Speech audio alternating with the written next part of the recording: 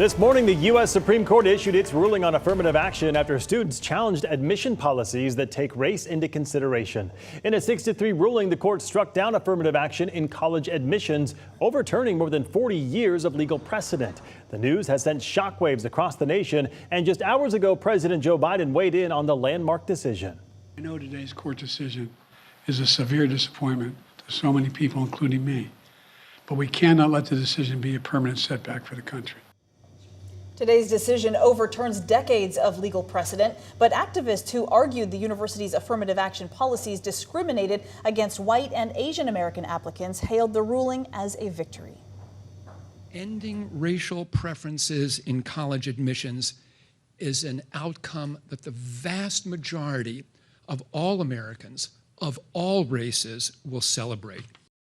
Both UNC and Harvard said they will comply with the court's ruling, but they also said they're committed to continuing to bring together students with different life experiences. We want to dig deeper into what impacts of today's Supreme Court decision will have on our region. But to understand the future, we also have to understand the past. KREM 2's Janelle Finch is in the studio now with more on the history of affirmative action in the Inland Northwest. Janelle?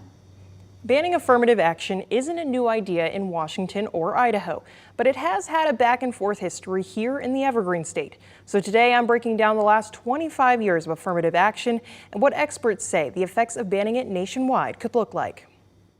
Washington state voters banned affirmative action in 1998 with a 58% majority. That was Initiative 200. For over 2 decades, public institutions and workplaces couldn't give special consideration or treatment based on race or gender. In 2022, Governor Jay Inslee signed an executive order in response to what he believed was overly restrictive guidance. Today, too many Washingtonians face systemic barriers, discrimination, and inequities that are persistent and prevent them from flourishing and achieving their full potential.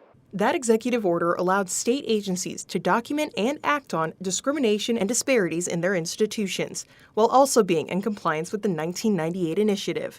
The vice president of research at the Washington Policy Center says the effectiveness of this executive order could change with Thursday's Supreme Court ruling. Washington State is going to have to go back and review all their policies to make sure that they are in alignment with what the Supreme Court ruled. University presidents at Eastern Washington colleges responded to the Supreme Court decision. EWU President Sherry McMahon told KREM 2 this decision should not impact the admissions process at EWU. WSU President Kirk Schultz said in part, "While we will review the court's ruling and abide by its decision, it's our duty and our pledge to continue to address the systemic discrimination and biases that hinder students of color." What will test whether we have more fairness and justice in our higher education admission system is what do students actually experience? If they feel they're being treated fairly.